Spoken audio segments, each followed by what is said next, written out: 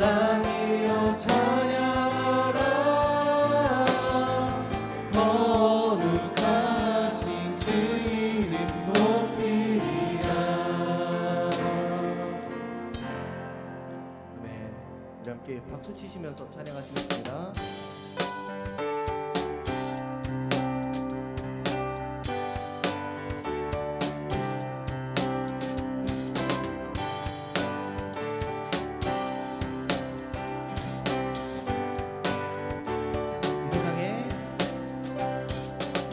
세상의 고요함보다, 이 세상의 좋은 친구보다, 나의 꿈을 이루는 것보다 더 귀한 분, 필요한 모든 것을 다 얻고 내가 원하는 삶을 사는 것보다, 어느 누구의 사랑보다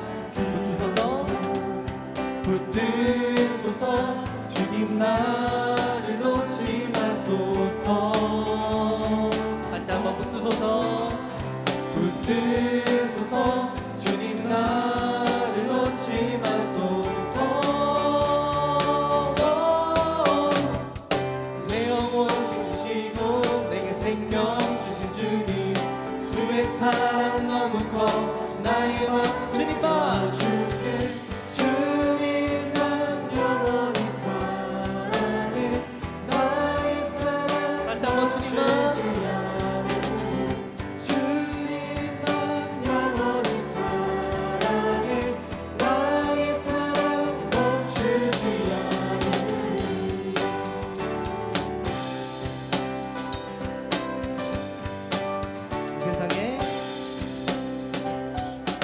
세상의 고요함보다, 이 세상의 좋은 친구보다, 나의 꿈을 이루는 것보다 더 귀한 분, 필요한 모든 것을 다 얻고 내가 원하는 삶을 사는 것보다, 어느 누구의 그 사랑보다 붙드소서.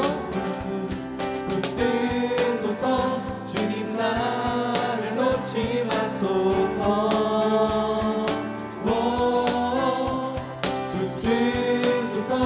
주님 나를 놓지 마소서. 내 영혼 비추시고 내게 생명 주신 주님, 주의 사랑 너무 커 나의 맘 들려주게. 주님만 영원히 사랑해. 나의 사랑 멈추지 않으리. 주님만 영원히 주지 않으리.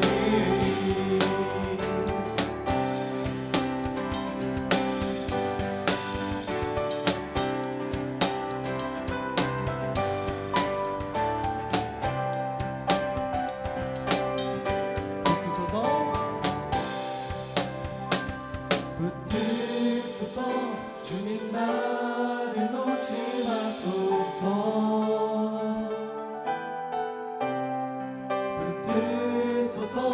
주님 나를 놓지 마소서. 붙드소서. 주님 나를 놓지 마소서. 붙드소서. 주님 나를 놓지 마소서. 내 영혼 비추시고 생명 주신 주님, 주의 사랑 너무 커 나의 맘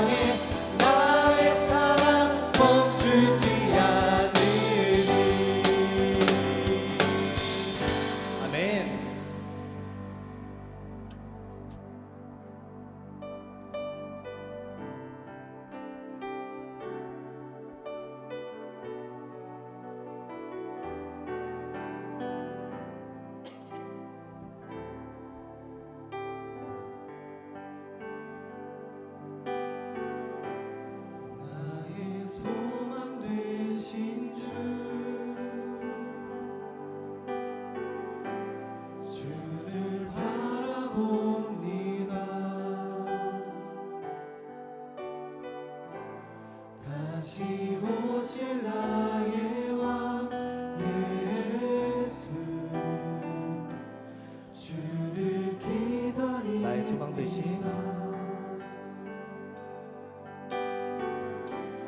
나의 소망 되신 주를 바라봅니다.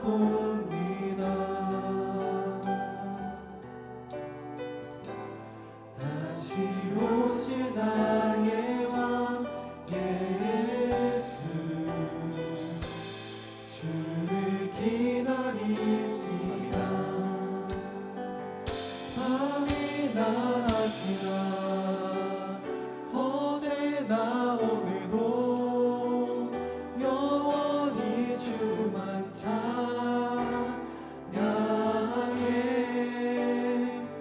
괴롭고 슬플 때 낭망하여 넘어져도 언제나 주만 찬양하게.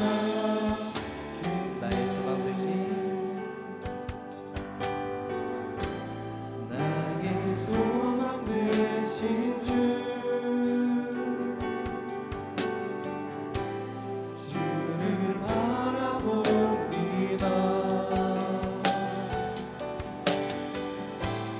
다시 오실 나의 왕 예수 주를 기다립니다. 밤이나 낮이나 어제나 오늘도 영원히 주만 찬양해. 괴롭고 슬플 때 낭만하여 넘어져도 언제나 주만 찬양. 밤이나 낮이나 밤이나 낮이나 어제나 오늘도 영원히 주만 찬양해. 괴롭고 슬플 때 낭만하여 넘어져도 언제나 다시 고백합니다. 밤이나 낮이나 밤이나 낮이나 어제나 오늘도 영원히 주만 찬양해.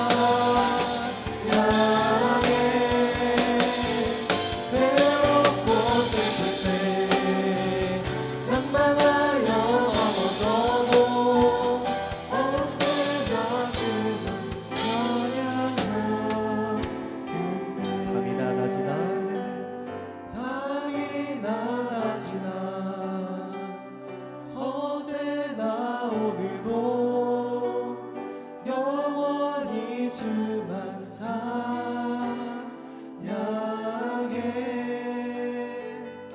괴롭고 슬플 때 낭만하여 넘어져도 언제나 주만 찬양하겠네.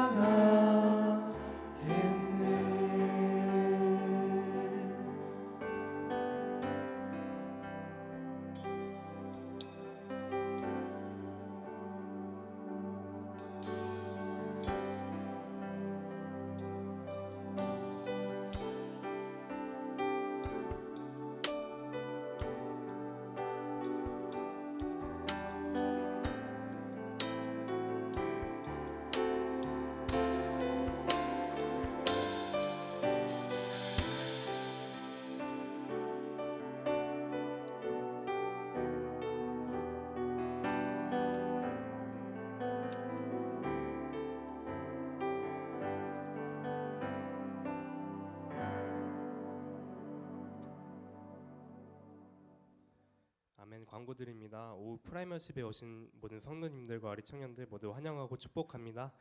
이 시간 하나님께 전심으로 예배드리길 원하고, 다음으로 24년 마지막 주일입니다. 은혜 안에서 성탄 행사 모두 잘 마무리되었습니다. 준비하시느라 수고하신 모든 분들께 감사드립니다. 내일부터 특별 새벽 기도회 있습니다. 우리 청년들 월, 화, 목, 금, 주일 이렇게 있으니까 힘내서 모두 참여해 주시길 바라겠고, 김성현 전도사님 나와서 말씀 전하실 때 은혜 받는 시간 되시길 바랍니다.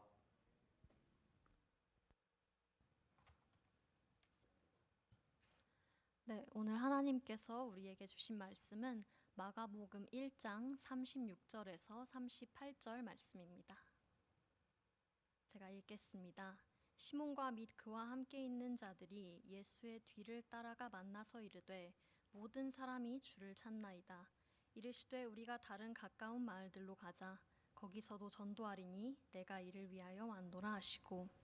아멘. 최근 제가 학교에서 친구들하고 이야기를 하면서 느낀 것 중에 하나는 다들 같은 기독교인이고 다들 같은 성경을 읽고 다들 신학이란 동일한 전공을 가지고 있는데 각자가 그려놓은 예수님에 대한 모습이 제각기 조금씩 다르다는 점이었습니다. 제 친구들만 그런 건 아니겠지요. 우리 모두 많은 신앙인들은 각자가 그려놓은 예수님에 대한 모습들을 가지고 살아갑니다. 그런데 그에 따라 뭔가 마치 이상형을 그리듯이 나의 취향을 넣고 내가 이상적으로 그려놓은 예수님을 미리 상정해 놓고 그 기준 속에서 예수님을 만나려고 하고 신앙하려고 하는 습관에 그에 따라 사로잡히기도 쉬운 것 같습니다. 그리고 오늘 본문에 나온 베드로도 그런 습관으로부터 자유롭지 못했던 것으로 보입니다. 마가복음에서 예수님께서 처음 공생애를 시작하시고 갈릴리 사람들에게 처음 하셨던 말씀은 이것입니다. 마가복음 1장 15절에 보시면 이르시되 때가 찼고 하나님의 나라가 가까이 왔으니 회개하고 복음을 믿으라 하시더라. 아멘. 예수님의 소문이 온 갈릴리 사방에 다 퍼졌다고 하니 이 말씀도 자연스럽게 갈릴리 전역에 있는 모든 사람들이 다 들었겠죠.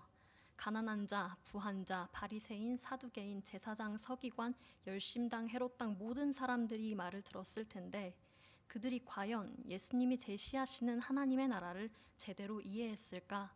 제가 생각하기엔 아마 아닌 것 같습니다. 듣는 사람에 따라서 저마다 하나님의 나라는 제각기 다르게 다가왔을 것입니다. 가난한 어부들에게 하나님의 나라는 자신의 가난을 해결해 줄 수 있는 것이겠고 또 성전 지도자들에게 하나님의 나라란 우리의 성전을 더욱더 성전답게 만들어줄 수 있는 것이 그들이 기대하는 하나님의 나라겠고 또 회당에서 율법을 가르치는 바리새인들 같은 경우에는 내가 가르치고 있는 이 율법에 대한 이해를 더 확고하게 해줄 수 있는 것, 내가 지금 믿는 것이 맞다라고 해줄 수 있는 것이 그들이 기대하고 이상하는 하나님의 나라였을 것입니다. 이처럼 그 시대에 예수님을 만났던 모든 사람들은 저마다의 편견 속에서 또 저마다의 이상 속에서 각각 다른 하나님의 나라를 꿈꿨을 것입니다. 한자어로 동상이몽이라고도 하죠. 그래서 오늘 말씀의 주인공이라고 할 수 있는 베드로 역시 분명히 자기만의 하나님 나라에 대한 기대, 베드로만의 하나님의 나라에 대한 소망을 품고 예수님을 만났을 거란 것입니다. 하나님의 나라를 선포하며 또 갈릴리에서 사람들의 온갖 주목을 받고 세례요한의 존경을 한 몸에 받으며 등장하셨던 예수님께서 가장 먼저 찾아가셨던 제자 둘이 시몬 베드로와 안드레입니다. 마가복음 1장 16절을 보시면 시몬과 그 형제 안드레가 바다에서 그물 던지는 것을 보셨다 이렇게 나와 있습니다. 보시다시피 시몬과 안드레는 그물을 통해서 낚시를 하고 있습니다. 그럼 그렇게 깊은 바다에서 낚시를 하는 어부들은 아니었다는 뜻입니다. 그들에겐 그저 그물이 있을 뿐 멀리 가서 많은 고기를 낚을 수 있는 배가 있었던 것은 아니었습니다. 그런데 이렇게 예수님께서는 그물뿐인 가난한 어부로 살아가고 있는 그들에게 가장 먼저 찾아가서 사람을 낚는 어부가 되게 하리라고 말씀하셨습니다. 지금 그 장면을 직접 마주하고 있는 베드로는 지금 하나님의 나라를 선포한 어떤 위대한 선지자와 같은 존재가 가장 먼저 찾아온 사람이 나라니 하는 마음에 엄청 격앙되고 기뻤을 것 같습니다. 뭔가 내가 엄청 중요한 사람이 되려나 보다. 내가 지금은 이렇게 그물 하나 가지고 얕은 물가에서 물고기나 잡고 있지만 이제는 뭔가 나에게도 드라마틱한 삶의 전환이 이루어지는 건가 하는 생각이 들었을 것입니다. 그런가 하면 그런 여러 가지 기쁨, 여러 생각이 드는 가운데 마냥 순수한 마음만 또 가지고 있지는 않았겠죠. 여러 가지 인간적인 기대를 가지고 어찌 보면 어제보다 조금 더 나은 삶이 있지 않을까, 어제보다 좀 더 나은 처지가 있지는 않을까 하는 인간적인 기대도 함께 가지고 예수님을 따라갔을 것 같습니다. 어쨌든 마치 본인이 어떤 역사의 주인공이 된 것처럼 온갖 기대감이 고조된 채로 베드로는 예수님을 따라갑니다. 그렇기 때문에 자신의 거의 전 재산과도 같았던 그물을 버려두고 예수님을 따를 수 있었던 것이죠. 그런데 곧이어 1장 19절 20절은 이렇게 말합니다. 조금 더 가시다가 세베대의 아들 야고보와 그 형제 요한을 보시니 그들도 배에 있어 그물을 깃는데 곧 부르시니 그 아버지 세베대를 품꾼들과 함께 버려두고 예수를 따라가니라. 베드로와 안드레만 선택을 받은 게 아니었습니다. 야고보와 요한 역시도 예수님의 선택을 받았습니다. 그런데 19절, 20절을 자세히 보시면 아시겠지만 이들은 배가 있는 사람들입니다. 이들의 아버지는 선주고 품꾼들까지 여러 명 거느리고 있습니다. 그 시대로 따지자면 어떤 선박회사의 아들들인 것이죠. 같은 어부라고는 하지만 베드로, 안드레와는 정말 다른 입장에 있는 사람들입니다. 그걸 보는 베드로는 무엇을 느꼈을까요? 그 시선엔 분명 이런 헛헛함이 좀 있었을 것 같아요. 예수님이 가난한 나를 먼저 찾아오셨기 때문에 예수님은 나와 같은 사람들을 위해 오셨구나, 나와 같은 가난한 자들을 대변하러 오신 분이신가 보다 하고 잠깐이나마 그런 기대를 가졌을 수 있을 것 같은데, 그런데 곧이어서 자신과는 처지가 완전히 다르고 본인보다 훨씬 더 잘 살고 훨씬 더 잘 먹고 훨씬 더 많은 것을 누리고 있는 요한 형제에게 똑같이 찾아가셨다는 것을 보고 베드로는 과연 기뻤을까? 아니면 묘한 아쉬움과 실망감을 느꼈을까? 이 장면이 마음이 성경에 나와 있지는 않지만 어쨌든 이 장면, 이 가난한 어부들과 부유한 어부들, 그 시대는 거의 겸상할 일이 없는 다른 계층에 있는 사람들인데, 그런데 이들이 예수님이라는 한 존재 안에서 뭔가 새로운 공동체를 시작하면서 마가복음의 여정은 시작되는 것입니다. 이것이 이제 마가복음 1장 초중반에 나오는 이야기인데, 그리고 나서 예수님께서는 회당에 가셔서 귀신을 내어 쫓으시고 사람들은 와 권위 있는 새 교훈이로다 하면서 놀라고 예수님은 일약 갈릴리에서 가장 많은 주목을 받는 스타가 됩니다. 물론 그 과정에서 오해도 많이 생기고 예수님의 정적도 생기고 하지만 어쨌든 이 대단한 사람을 따라가는 베드로의 입장에서는 본인이 처음에 가졌던 그 기대, 예수님을 따라가면 뭔가 내 삶이 좀 바뀌겠구나, 내가 과거에 더 이상 그 궁핍하고 무시받았던 삶으로부터 조금은 자유로워질 수 있을 것 같다는 기대감이 사라지지 않고 남아 있었을 것 같습니다. 그리고 나서 예수님께서는 회당에서 나오십니다. 회당에서 가르침을 전하시다 나오시고 1장 29절은 이렇게 이야기합니다. 회당에서 나와 곧 야고보와 요한과 함께 시몬과 안드레의 집에 들어가시니. 이건 그 시대로 따지면 굉장히 이례적인 일입니다. 요한과 야고보는 굉장히 부잣집 자제들이고 시몬과 야고보는 그렇지 않은 자들로 묘사되고 있는데, 그 시대에 간혹 가난한 사람들이 부잣집에 가는 경우는 있었어요. 부잣집이 잔치를 열거나 할 때 뭔가 대접을 받으러 부잣집에 가는 경우는 있었지만 부잣집 자제들이 가난한 집에 가는 경우는 거의 없었던 일입니다. 그런데 그런 부자와 가난한 자의 관계가 역전된 듯한 일이 오늘 29절에 나와 있는 것이죠. 한 번도 가난한 어부 베드로의 집은 갈릴리에서 사람들의 주목을 받은 적도 없었을 것이고 뭔가 사회적으로 중심에 놓여 있던 적도 없었을 텐데, 지금 온 갈릴리와 온 유대가 주목하고 있는 예수님이 베드로의 집에 찾아오셨습니다. 그리고 부잣집 도련님 요한과 야고보도 함께 그 집에 머무르게 됐다는 거죠. 그런데 집에 가보니 베드로의 장모님이 열병으로 누워 있습니다. 그 시대 여성이 병에 걸렸을 때 함부로 남성이 여성의 몸에 접촉하는 것은 율법상 굉장히 금기시되는 일이었는데, 예수님께서는 그럼에도 불구하고 그 금기도 뛰어넘으시고 그 손을 잡아 일으키셨고 그때 그 열병이 떠나갔다, 이렇게 성경은 기록하고 있습니다. 그러니까 진짜 말 그대로 기적과 같은 일이 베드로의 집에서 일어나고 있는 것이죠.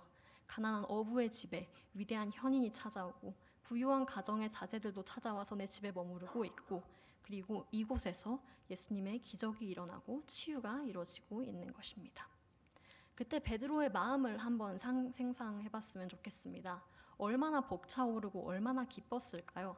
난 한 번도 중심에 서본 적이 없는데, 한 번도 주류가 되어본 적이 없는데, 난 한 번도 주목을 받아보지도 못했고 늘 비주류로 살아왔고 가난한 어부로 살아왔고 기껏해야 그물로 물고기 몇 마리 잡으면서 살아먹고 살았는데, 지금 그 상황이 역전되는 것처럼 친히 예수님께서 나의 집에 오셔서 내 집에 손님으로 머무르고 계시고 부잣집 자제들도 내 집에 머무르고 있고, 그리고 내 집에서 지금 기적이 일어나고 있습니다.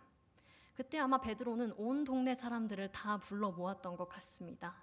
1장 32절, 33절은 이렇게 말합니다. 저물어 해질 때에 모든 병자와 귀신 들린 자를 예수께 데려오니 그리고 온 동네가 그 문 앞에 모였더라. 한번 이 장면을 머릿속에 생각해 보셨으면 좋겠습니다. 지금 베드로의 집에 예수님을 중심으로 무수한 인파가 몰려들었습니다. 뭔가 베드로의 집에서 앞서 선포된 예수님이 말씀하신 그 하나님의 나라가 시작되는 것과 같은 그런 광경이 펼쳐집니다. 그 한가운데에 있는 베드로는 얼마나 행복하고 그 마음이 미래에 대한 얼마나 큰 기대로 부풀어 올랐을까요? 그 행복감에 빠져서 지금 이 모습이, 지금 내가 만난 이 예수님이 그대로 이어지기를 바랐을 수도 있을 것 같습니다. 아, 예수님이 우리 집을 안 떠나셨으면 좋겠다. 계속 여기 계셨으면 좋겠다. 우리 집을 통해서 전도하시고 우리 집을 통해서 말씀을 전하셨으면 좋겠다. 이건 베드로가 원하는 방식이거죠. 예수님이 지금 나에게 정말 큰 희열을 주셨고 정말 큰 기쁨을 주셨으니 부디 오래오래 내 집에 머무르시면서 나도 예수님과 함께 덩달아서 이 인기를 누리고 함께 기쁨을 누렸으면 좋겠다. 어쩌면 베드로는 이 상태가 계속해서 지속되기를 바랬던 것 같습니다. 그런데 1장 35절을 보면 갑자기 예수님께서 사라지셨다고 성경은 이야기합니다. 새벽 아직도 밝기 전에 예수께서 일어나 나가 한적한 곳으로 가사 거기서 기도하시더니, 분명 34절까지만 해도 예수님께서는 계속 베드로의 집에 머무르고 계셨는데 35절이 되니 예수님께서는 훌쩍 홀로 한적한 곳으로 떠나셨습니다. 마치 베드로의 기대, 베드로의 이상, 베드로가 꿈꿨던 미래를 거부하기라도 하신 것처럼 분명 베드로의 집에서 뭔가 시작하시려고 하신 것 같은데 갑자기 그 집을 박차고 나가버리셨다는 것이죠. 그런데 그 상황을 베드로는 도저히 용납할 수가 없습니다. 예수님을 놓칠 수가 없습니다. 그래서 36절은 이렇게 말합니다. 시몬과 및 그와 함께 있는 자들이 예수의 뒤를 따라가. 번역이 굉장히 부드럽고 고상하게 되어 있는데 이 36절에 따라간다는 말, 헬라어 카테디옥사는 사실 마치 거칠게 사냥감을 쫓듯이 따라가는 추격에 가까운 상황에서 쓰이는 말입니다. 아주 공격적인 추격, 주로 억압이나 박해의 의도로 누군가를 쫓을 때 이 말을 사용합니다. 그러니까 정말 예수님이 어디 가셨나 궁금해서 따라가 보는 호기심을 넘어서서 도저히 놓치고 싶지 않은, 놓쳐서는 안 되는 누군가를 추격하는 것처럼 급하게 예수님을 쫓아갔다는 것이죠. 분명히 예수님께서는 내 집에 계셨고 내 집에서 기적을 베푸셨고 지금 온 동네 사람들이 내 집 문 앞에 모여 있고 내 집을 통해서 하나님의 나라가 시작되는 것 같았는데 한평생 난 비주류로 가난한 자로 고통받는 자로 살아왔는데 이 삶 속에 예수라는 존재가 찾아와서 나는 처음으로 이제야 사람들의 주목을 받기 시작했는데 갑자기 예수님께서는 나의 집을 훌쩍 떠나버렸다는 것입니다. 그렇기 때문에 베드로는 그것을 놓칠 수가 없었습니다. 그리고 나서 원어 그대로 사냥감을 쫓듯이 예수님을 찾아가 다급하게 만나서 37절에 이렇게 말합니다. 만나서 이르되 모든 사람이 주를 찾나이다. 지금 뭔가 그럴듯한 명분을 베드로는 내세우고 있습니다. 주님, 지금 이대로 제 집에서 나가서는 안 됩니다. 모든 사람이 주님을 찾고 있습니다. 그런데 그 모든 사람이라고 해봤자 기껏해야 그 동네 사람들이 전부일 텐데 베드로의 입장에선 그게 모든 사람처럼 느껴지는 것이죠. 뭐하러 다른 곳으로 가십니까? 이곳에서 머무르시면서, 이곳에서 전도하시면서, 이곳에서 병자를 고치시면서 나의 집을 중심으로 나의 기대 가운데에서 나의 이상을 넘어서지 마시고 내가 꿈꾸는 하나님 나라의 모습이 여기 있으니 여기서 나가지 마시고 내가 원하는 방식대로 여기 머물러 계속 계셔 주십시오. 여기 모든 사람들이 주님을 찾고 있지 않습니까? 베드로는 예수님이 그리는 큰일, 하나님이 꿈꾸시고 하나님의 아들이 실현하시고자 하는 그 크고 원대한 나라를 기대하는 것이 아니라 자기가 잠깐 경험했던 찰나의 좋았던 감정, 내가 잠깐 중심에 놓여서 내가 주인공이 된 듯한 어떠한 카타르시스에 빠져서 이것을 지금 쉽사리 버릴 수가 없어서 제발 지금 여기 머물러 달라. 여기 여전히 많은 사람들이 당신을 기다리고 있다고 말합니다. 그러나 우리가 알다시피 예수님께서는 절대 이 기대에 부응해주지 않으셨다는 것이죠. 베드로의 기대를 예수님께서는 단칼에 거절하시고 베드로의 모든 이상을 무너뜨리십니다. 38절에 예수님께서 이렇게 말씀하십니다. 이르시되 우리가 다른 가까운 마을들로 가자. 거기서도 전도하리니 내가 이를 위하여 왔노라. 베드로가 잠깐 꿈꿨던 베드로만의 유토피아는 마치 거품이 꺼지듯이 이 구절에서 완전히 무너졌습니다. 정말 짧은 이야기인데 이 안에서 엄청난 인간의 유혹과 역동들을 발견할 수 있는 것이죠. 이걸 베드로의 시점에서 한번 읽어보면 예수님은 도무지 알 수가 없는 존재입니다. 나를 찾아오셨고 나를 제자로 부르셨고 나와 함께 하시지만 그런데 막상 내가 예수님을 내 기대 속에 가두고 우리 집에 두려고 하면 예수님은 한 걸음 떠나가시고 사라지시고 내 기대가 틀렸다고 말씀하시는 이 역동이 베드로와 예수님 사이에 있는 것이죠. 이것이 신앙에 있어서 굉장히 중요한 모습인 것 같습니다. 분명히 내가 교회를 다니면서 신앙의 여정에서 불쑥불쑥 만나게 되는 예수님의 모습이 있고 때때로 거기에서 오는 은혜가 너무 크고 그 감동이 너무 커서 계속 그 모습에 주님께서 머물러 주셨으면 좋겠다는 마음, 뭔가 내가 바라는 기대, 내가 그려놓은 이상형, 내 이상 그 가운데에 머물러 주셨으면 좋겠는데 나는 이렇게 전도하고 싶고 나는 이렇게 교회 생활하고 싶고 나는 이렇게 신앙 생활하고 싶고 나는 지금 그것을 넘어가고 싶지 않은데 그런데 예수님께서는 아니, 우리는 너의 집을 떠나서 다른 가까운 마을들로 간다. 너는 너의 집에 머무르고 싶겠지만 너는 너의 방식에 머무르고 싶겠지만 너는 떠나고 싶지 않겠지만 나는 그것을 위하여 온 것이 아니다. 나는 너를 구원하러 온 것이 맞지만 너만 구원하러 온 것이 아니야. 너의 마을 외에도 너의 가족 외에도 다른 가까운 마을들도 구원하러 왔고 우리는 그 마을들을 향해 가야 하고 그리고 나는 이를 위하여 왔다고 말씀하십니다. 여기서 우린 발견할 수 있는 것이죠. 인간이 그리는 하나님 나라, 인간이 그리는 이상적인 공동체와 또 예수님께서 주장하시는 하나님 나라 사이에는 때때로 이처럼 엄청난 갭이 생기고 우리는 늘 그 긴장 가운데서 고뇌하고 흔들리고 떨리고 충돌합니다. 그 과정에서 끝끝내 자기의 신념을 버리지 못하고 그래서 과거에 내가 기대하는 그 하나님의 모습을 계속 유지하면서 신앙생활을 하는 경우도 있겠고 아니면 이걸 넘어서서 내가 기대했던 하나님의 모습을 포기하고서라도 하나님께서 이끌어 가신 대로 나아가는 그런 우리 모두가 그러기를 소망하는 멋진 신앙인의 모습이 있을 것 같습니다. 그러나 그게 쉽게 될 수 있는 모습은 아니죠. 베드로도 마찬가지였습니다. 베드로는 이 장면뿐만이 아니라 마가복음의 이야기 속에서 계속해서 자기가 원하는 모습의 예수님을 붙들어 놓으려고 하는 의지가 굉장히 강한 사람입니다. 마가복음 8장에 가면 예수님께서 길을 거닐다가 사람들이 나를 누구라고 하느냐 먼저 물으시고 그리고 제자들에게도 그러면 너희는 나를 누구라고 하느냐 물으시는 유명한 장면이 나옵니다. 베드로는 가장 먼저 당당하게 나와서 주는 그리스도 신이다 답합니다. 정말 아름다운 고백이죠. 자신의 스승 예수님을 향해서 당신이 바로 그리스도이십니다 하고 주님께서 그리스도 되심을 인정하고 있습니다. 그런데 곧 이어서 예수님께서 나는 십자가에 달릴 거고 순환을 향해서 비참함을 향해서 낮은 곳을 향해서 나아가리라고 말하자마자 베드로는 돌변합니다. 너무 화가 나서 감정을 주체하지 못하고 예수님을 붙잡고 강하게 반대하고 항변하는 모습을 보입니다. 이처럼 베드로는 입술로는 예수님을 그리스도라고 고백하고 있지만 예수님이 그리스도이심은 알고 있지만 그가 그렸던 그리스도의 상은 예수님의 생각과는 완전히 달랐다는 것이죠. 베드로가 이상하고 있는 그리스도의 모습과 예수님께서 스스로 주장하시는 그리스도의 모습에 또 충돌이 생깁니다. 이에 또 베드로는 너무 화가 나서 예수님을 붙들고 있고 나는 이 모습을 포기할 수가 없고 나는 당신이 가고자 하는 길을 용납할 수가 없고 그런데 왜 당신께서는 십자가를 향해 나아가시냐 하고 빠지는 모습을 보입니다. 이런 장면은 9장 변화산 사건에서 또 등장합니다.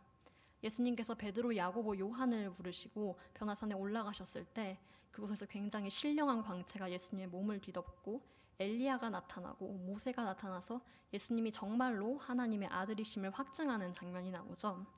베드로는 그때 엄청난 황홀경에 빠져서 이렇게 말합니다. 주님, 제가 초막을 3개 짓겠습니다. 하나는 엘리야를 위해서, 하나는 모세를 위해서, 그리고 다른 하나는 그리스도 당신을 위해서 짓겠으니 우리가 여기에 머무르는 것이 좋겠습니다. 지금 계속 예수님과 동거동락하고 함께하던 베드로인데 잠깐 산에 가서 예수님의 신령한 모습을 보니까 그 모습이 너무 아름답고 성스러워 보여서 도저히 이 아름다운 장면을 깨고 산 아래로 내려가고 싶지가 않았던 것이죠. 주님, 우리가 여기 있는 것이 좋사오니 여기에 머무릅시다 하고 말하고 있는 것입니다. 베드로에게서는 이런 모습이 1장, 8장, 9장에서 계속해서 나타납니다. 1장에서는 앞서 말했듯이 예수님을 추격해서 주님, 내 집을 떠나지 마소서라고 하고 8장에서는 주님, 제가 원하는 그리스도 상에서 비껴가지 마소서라고 화를 내고 9장에서는 주님 이 산에서 내려가고 싶지 않습니다. 우리가 이곳에 머물렀으면 좋겠습니다라고 말하고 자꾸 예수님을 붙들려고 하는 자꾸 본인이 원하는 기대와 이상 속에 예수님을 가두려고 하는 마음이 있는데 예수님은 단 한 번도 그걸 용납하지 않으시고 다른 가까운 마을로 가시고 당신의 길을 정진하시고 산 아래로 조금도 지체하지 않고 하산해 버리십니다. 다시 일상으로 환상적인 산 위에서 별 볼 일 없어 보이는 일상의 치열한 삶 가운데로 돌아가시는 것이죠. 이 이야기는 마가복음 안에서 계속해서 반복됩니다. 사람은 예수님을 오해하고 본인이 그린 그림에 예수님을 넣으려고 할 때마다 예수님은 자꾸 사라지시고 또 사라지시고 이 지긋지긋한 과정을 겪어서 물론 마가복음 후반부에 베드로는 또 도망치는 것을 택하지만 그래도 우린 베드로의 이야기가 거기에서 끝나지 않는다는 걸 알고 있죠. 베드로는 나중에 예수님께서 부활하신 후에 교회를 이끄는 사도가 되고 훌륭한 제자로 거듭나서 주님의 사역을 감당하고 주님이 걸어가신 그 길을 따라갑니다. 베드로의 삶은 원래 굉장히 완고하고 거친 딱딱한 바위와 같은 돌과 같은 삶이었습니다. 그러나 너무나 견디기 힘들었던 신념의 충돌, 내가 설정한 경계를 넘어서고 내 뜻을 버리고 내 뜻이 아닌 주님의 뜻을 따라가면서 그렇게 베드로라는 이름의 뜻처럼 음부의 권세가 이기지 못하는 교회를 당당하게 바치는 반석이 되어갑니다. 새해가 며칠 남지 않았죠. 2025년에는 우리 일심교회 모든 성도님들이 매일매일 새롭게 예수님을 알아가고 날마다 새롭게 재창조되고 오늘 말씀에 나온 베드로의 모습처럼 뭔가 안주하고 싶은 신앙의 상이 있으시다면 과감히 그걸 벗어 던지시고 주님을 따라가시는 우리 성도님들 되기를 축복합니다.